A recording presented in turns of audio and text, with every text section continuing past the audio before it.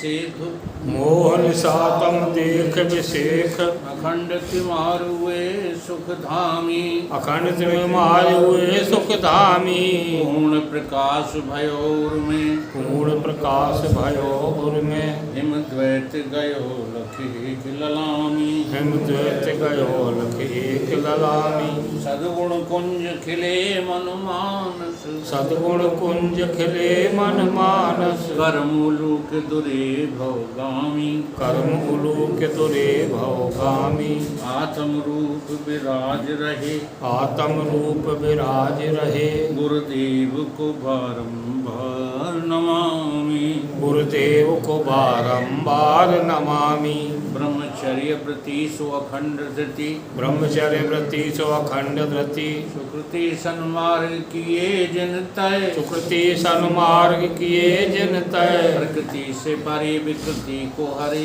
प्रकृति से परे विकृति को हरे संसति संताप कियो जिन क्षय संसति संताप कियो जिन क्षय जगती में जितेंद्र करी जागृति जगती में जितेंद्र करी जागृति निर्मल सद ज्ञान दियो निर्भय निर्मल सद ज्ञान दियो निर्भय श्रोता समाज सभी बोलो श्रोता समाज सभी बोलो सतगुरुदेव भगवान की जय श्री सतगुरुदेव भगवान की जय श्री सतगुरुदेव भगवान की श्री सतगुरुदेव भगवान की जय। परम पूजनीय स्वामी निश्चल दास जी कृत विचार सागर ग्रंथ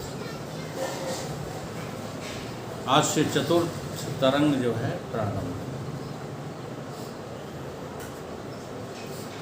उत्तम अधिकारी का उपदेश निरूपण। गुरु शिष्य के संवाद की कहूँ वह गाथ नवीन पेख जाहि जिज्ञासु जन होत विचार प्रवीण।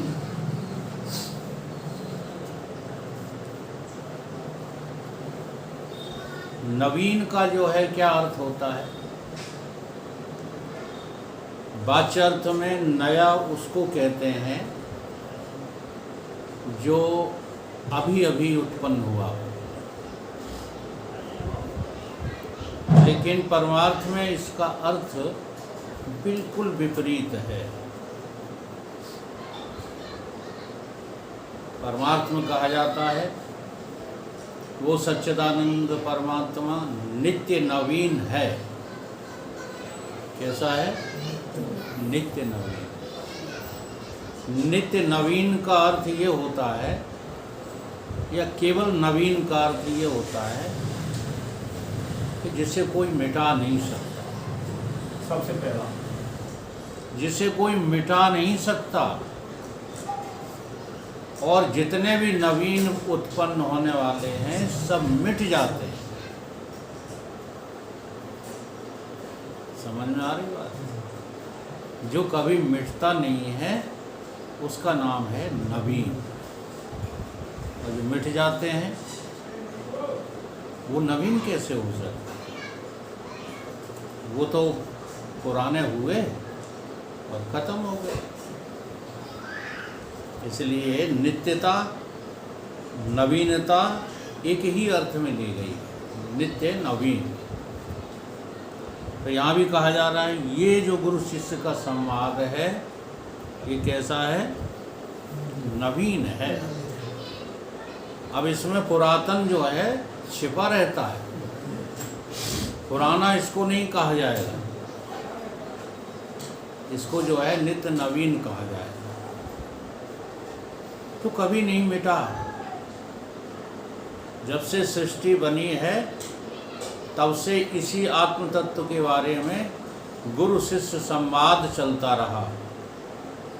जितने भी वेद शास्त्र श्रुतियाँ ग्रंथ हैं सभी में प्रश्नोत्तर ही है। बिना प्रश्नोत्तर के कहीं कोई ग्रंथ, कोई वेद, कोई शास्त्र, कोई श्रुतियाँ आज तक रचना नहीं की गई। सब में प्रश्नोत्तर। किसी में स्पष्ट प्रश्नोत्तर हैं तो किसी में जो है छिपे हुए हैं। रामचरितमानस का भी प्रारंभ प्रश्नोत्तर से ही होता है।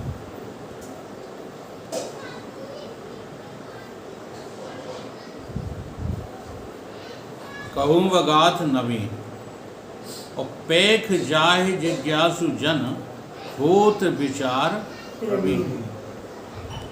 जो जिज्ञासु जो है इस पर ध्यान देते हैं, देखना का मतलब होता है इस पर नज़र डालना, इसको देखना, इसको संभालना। जो जिज्ञासु जन इसको संभालते हैं वो विचार करने में प्रवीण हो जाते हैं। हाँ, प्रवीण माने पारंगत हो जाते हैं। युक्त युक्त संगत उनको जो है आ जाती है। तुम कहीं बात करना वो आत्मसिद्धि कर देंगे। और बस यही पराकाष्ठा है अध्यात्म की। अध्यात्म की पराकाष्ठा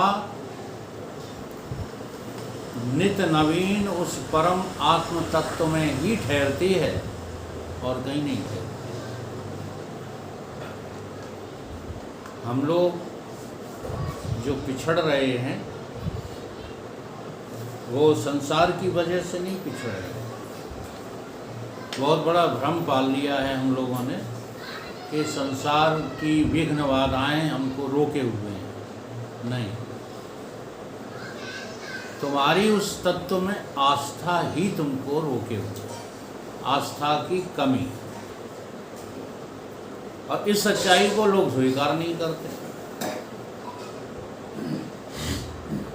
आस्था की कमी के कारण ही हम पीछे रह जाते हैं। और ये तो एक निमित्त मात्र है, विघ्न आदि के बहाने, गृहस्थी आदि के बहाने, सब निमित्त मात्र हैं। नहीं, राजा जनक को कोई नहीं रोक सका।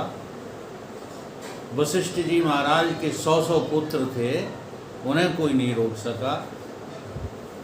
विश्वामित्र को कोई नहीं रोक सका। याज्ञवल्क्य के जो है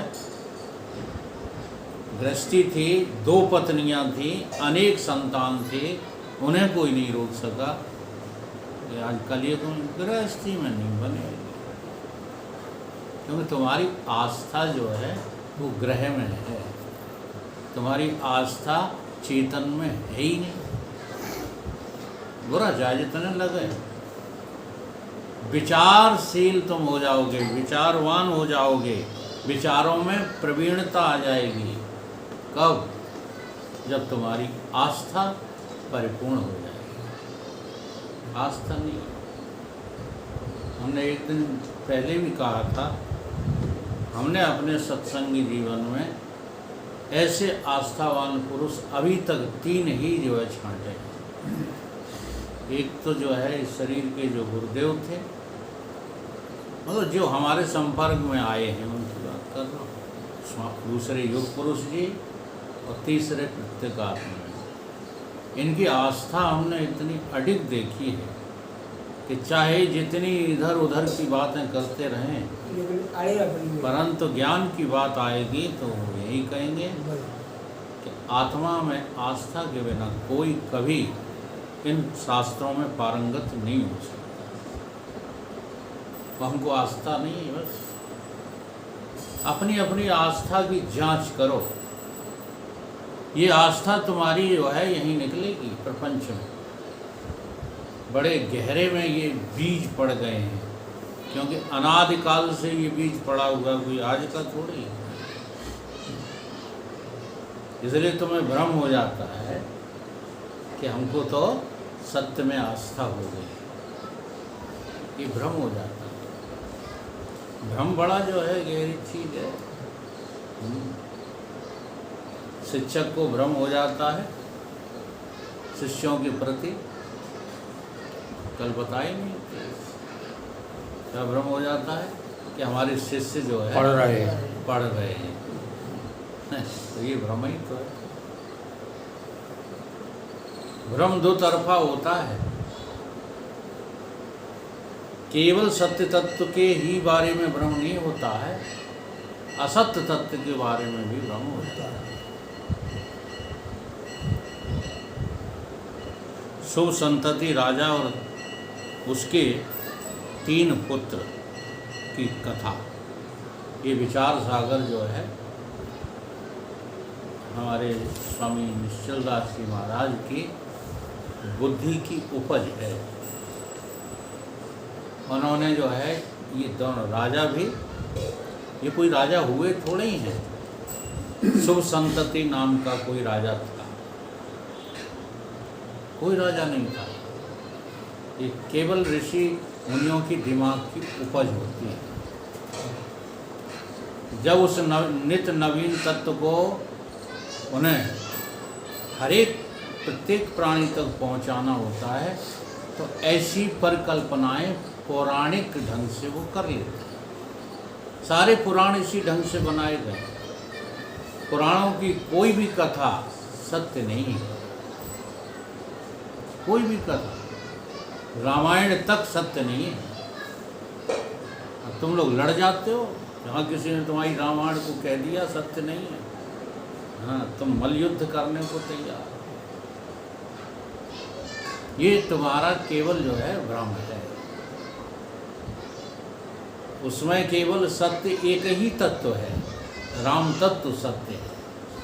अब उस राम तत्व को जो है सिद्ध करने के लिए अनेक तरह की उसमें गाथाएं, संवाद, कहानियाँ सब कुछ रची गई हैं।